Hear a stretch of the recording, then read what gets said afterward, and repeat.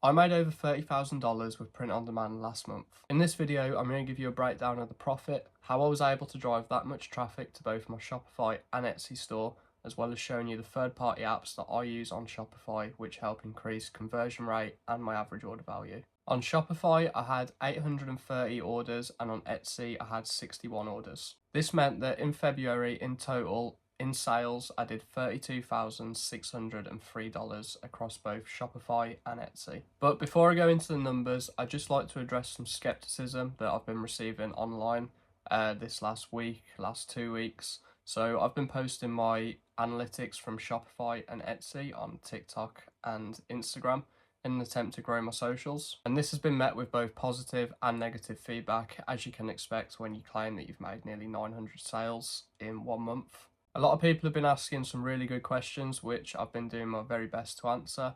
I do also offer a free one-to-one call on my website. I've done about 10 of those in the last week, and I've been really enjoying chatting to people and giving some actionable advice. However, other people are leaving comments like these saying that the results are BS, print on demand is oversaturated, that people giving out information are just trying to sell a course and they're not actually doing the business themselves. And while yeah, I do have a paid school community, I do actively also do print on demand myself, and on this channel, on my socials, I do try and be as transparent as possible, because I think that's the best thing to do when you're giving out information online. There are a lot of people on YouTube, a lot of people on Instagram who teach a business, but they don't actively show that they're doing the business. That's why I'm making videos like this, showing my analytics for February, showing my sales for February, telling you how I got the sales that I got in February. So yeah, just wanted to clear the air a bit and address those negative comments that I've been getting on mainly TikTok, but TikTok is just a playground for hate, so it is expected. I do also try and give away as much free value as I possibly can on this YouTube channel, on my free guides, which you can download on my website. The paid school community I've got is more so just a step-by-step walkthrough of everything I know. Everything inside there is stuff that I've practiced myself. I don't teach anything that I don't know because I simply don't agree with that. So yeah, I just thought I'd address that a little bit more. And I'd also love to hear your thoughts on paid communities. So let me know down below. Are paid communities a good idea? Are they not? But anyway, enough of talking about hate on TikTok. It's time to dive into my analytics on Shopify for February 2025. So as you can see here, I've got the filter set last month. So these are my February analytics. As you can see, I got 29,140 store sessions, 24,571 £1,000 in sales. I mentioned at the start of the video dollars, but that was just to appeal to the Americans that watch my videos. But I'm from the UK, so this is in pounds. That resulted in 830 orders, and my conversion rate was 2.83% for February. So I'm really happy with that conversion rate because the average for Shopify stores is about 1.4, 1.5. So for February, I was nearly double the average conversion rate. As you can see here, I've also got a nice healthy payout landing after the weekend. So that'll be a nice little treat. And then moving on to the Etsy analytics, I've got this set of February again. I got 3,045 visits, 61 orders, a conversion rate of 2%, and that was £1,359 in sales. And looking at this, you're probably wondering, how did I get 29,000 people on my Shopify website? And the answer is very simple: short form content. So I drive all of my traffic to my Shopify store through short form content. I have the link to my Shopify store in all of my socials, and I just let Etsy kind of do its thing with SEO in the background because Shopify is better for brand building and the fees are cheaper, so it just makes sense, if you can drive traffic there, to drive your traffic there over Etsy. So when you're starting a business like this, you have to remember you're not necessarily starting a print on demand business. What you're starting is a product-based business. That means you're not advertising it in a way that looks like a print-on-demand shop. You're not just using Printify mockups. you need to actually, ideally, order samples in of your products and make content around those products, because what you're doing is you're building a brand around products and around a certain feeling, a certain aesthetic. So here are my TikTok and Instagram analytics for February 2025. On the right, you've got TikTok, and on the left, you've got Instagram. And as you can see, TikTok outperformed Instagram by an absolute mile. I got 3.2 million views on TikTok and only 150,000 views on Instagram. Now, that's quite strange because the content I was posting was exactly the same. And that just goes to show the importance of testing your content on multiple platforms, because, you know, what works on TikTok doesn't necessarily work on Instagram, as shown here by the huge fluctuation in results. So a lot of people, they hate Instagram, they hate TikTok, but just you got to put that aside for the sake of your business and test on both platforms. So me personally, I much prefer Instagram, but for my business, TikTok does miles better. So at the end of the day, I'm going to use it, whether I like it or not. Okay, so what kind of content am I creating to get results like what I saw in February? So I'm going to tell you now, I'm not going to give my store name away, just because number one, I don't want to create unnecessary competition within my niche. And number two, I don't want to potentially drive hundreds, thousands of people to my store, because that will kill my conversion rate and make my data harder to analyze. But I am happy to give you kind of a brief overview of the content I'm making and hopefully give you some inspiration for your own print-on-demand store. So the content I'm making for my print-on-demand business, it's very simple, and what I tend to do is order a lot of samples in of my products and make UGC style videos around those products. Now, obviously this can get quite costly if you're buying a lot of samples, but as I've shown you with the analytics, if you can manage to get views, it does pay off really well. So, for example, if you're selling t-shirts like I do, I might order 5-10 t-shirts in, put them on a rail, flick through them, showing the designs. You could do outfit of the day videos, or you could do affiliate marketing. I did that quite a lot in February, and I'll show you the results of that shortly. Other videos that work really well are things like unboxing new stock. So you could order 5-10 samples, and then you could unbox it, and you could repackage it, and you could easily get 5, 6, 7 videos out of ordering 5 things just by changing the order of how they come out the packet, if that makes sense. Another thing you can do is behind the scenes. So what I do is behind the scenes of making the product and then physically having it in person. And if it's a good design and you've got a niche and the design resonates with the audience, it will inevitably get views and then result in sales. Other things that work really well for me are things like pack and order with me. So you could pretend to pack an order. I know it's print on demand, so you're not actually packing the order when you sell something. But by doing this, you're giving your store a less of a dropshippy and more of a real feel. Other things that work really well are things like CapCut templates. So if your design is funny, you could put that in a CapCut meme template, and that's got viral potential. But it's all just finding out what works for your store, because although those things that I've mentioned, they work for my store and my products, they might not necessarily work for your products. So posting on content, it is a lot of trial and error, but eventually you will hit something that works and you can replicate that style of video over and over again. I will say that making content for your print-on-demand business is crucial, especially if you're going down the Shopify route, because with Shopify, you are responsible for driving your own traffic. A lot of people fail with print-on-demand because they simply make a very, very basic design. They upload it on Printify. They use the Printify mockups on their social media. They use the Printify mockups on their website. And the problem is their store looks like everybody else's. What you're doing is you're creating a brand, so you've got to get a feeling around that brand and make yourself stand out from the other people. Making content isn't necessarily as important if you're just selling on Etsy as it is for Shopify, because obviously Etsy do bring the traffic to you. But if you want serious results with print on demand, you do need to try and go viral on either TikTok or Instagram. Now, before I reveal the exact profit, I just want to go over a few third-party apps that I have installed on my Shopify store. If you're using Shopify, I believe that these apps are crucial because not only do they increase your conversion rate, your overall sales, but they increase your average order value and help get bigger bundles as well. So one app that I used quite a lot this month was Recom Sale Affiliate Marketing. I briefly mentioned I used affiliate marketing earlier.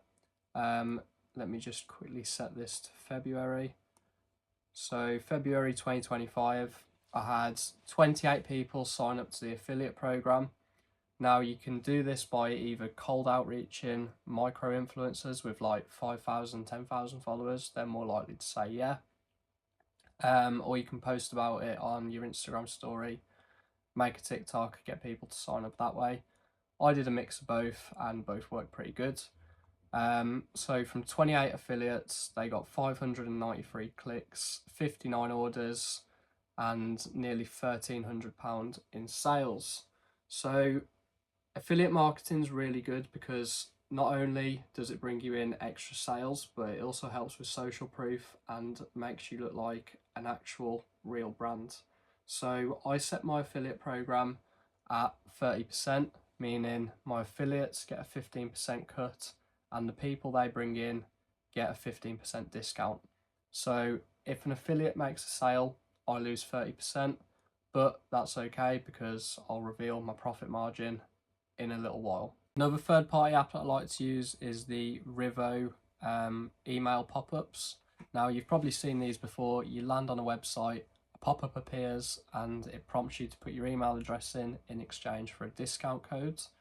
Now I've recently worked out a really good way to use this to get people to the checkout a lot easier. So I've customized the discount code and I set the discount code and all the discount code says is secret, and I put a message in saying secret discount, find out the percent at checkout, but in reality it's just 10% and it's never any higher, never any lower. But I think that creates like a bit of mystery, a bit of excitement around the discount code, so I think that's definitely effective to get people to check out. So as you can see through the Revo app, I've managed to capture 8,835 emails, which is really useful because you can then market to those 8,000 customers in the future through email marketing. So yeah, Rivo is an essential app that you need on your Shopify store. Moving on to the next app, we've got Sell Easy. Now, Sell Easy is probably one of my favourite third-party apps and is really good at increasing the average order value. So as you can see here, I've got an upsell at checkout. Ignore the fact it was created in October. I actually only published it in January, I think, and I've also got the custom date set here to February. So these are the February results from the upsell at checkout. And essentially what this does is when a customer has things in their cart, they click checkout, a box will pop up and it will prompt them to add another item at 30% off. And this is just a great way because I've got free shipping on 3 items or more on my store.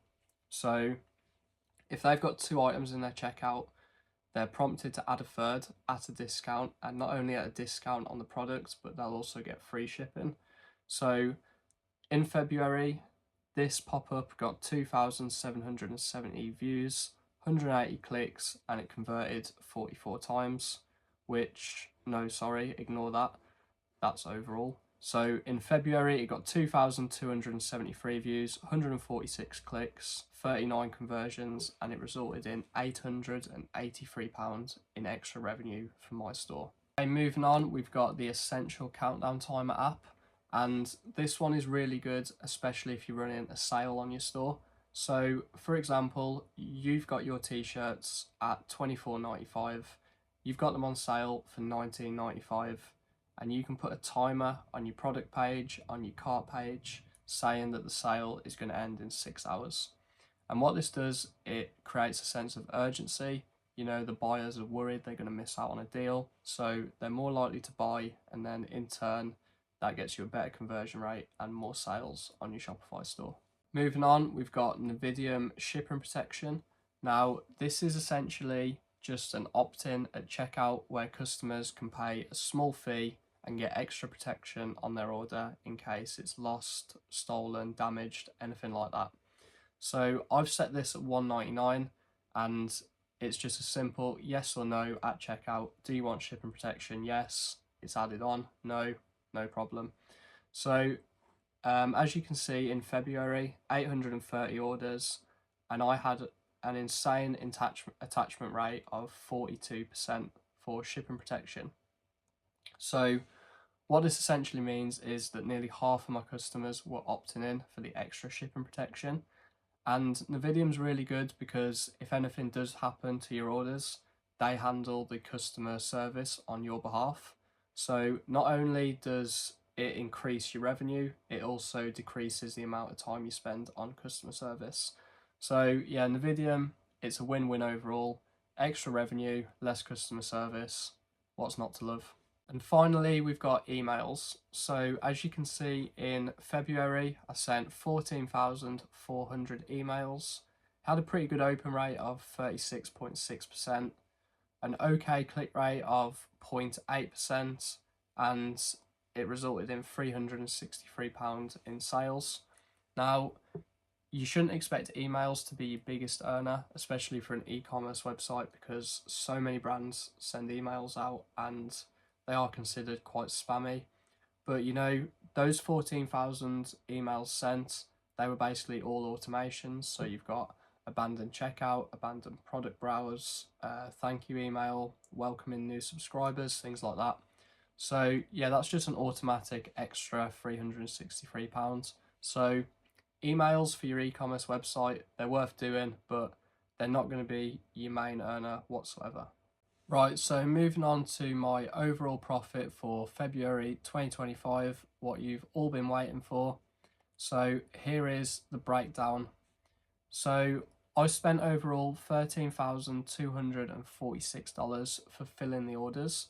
So that was split between production cost and shipping, as you can see here. Shipping is quite high, to be fair, looking at that, but you know, you incorporate it in your prices and you don't really notice it. So moving on down, I turned over $32,603.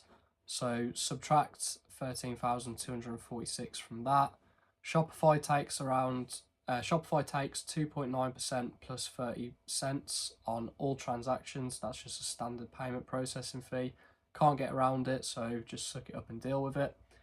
Etsy take around 15% depending how you sell your item, if there's VAT, if there's taxes, offsite ads or Etsy ads, things like that, payment processing fee as well. I spent $216 on Etsy ads for February. I spent around $150 on third-party apps. These are things like Adobe, Canva, the affiliate marketing one I told you about, Sell Easy, things like that. Some of them are free, some of them you have to pay for. But it's not bad paying for things that overall increase your revenue, so don't be put off by that. So the overall profit was around $18,000, which is a little over a 50% profit margin. So yeah, I'm happy with that overall, and if you like this video, then let me know and I can make something similar for March, because I'm expecting March to also be very good, if not better than February. So yeah, hope you enjoyed the breakdown, hope I was transparent, hope you've learned some things, and I'll see you next week.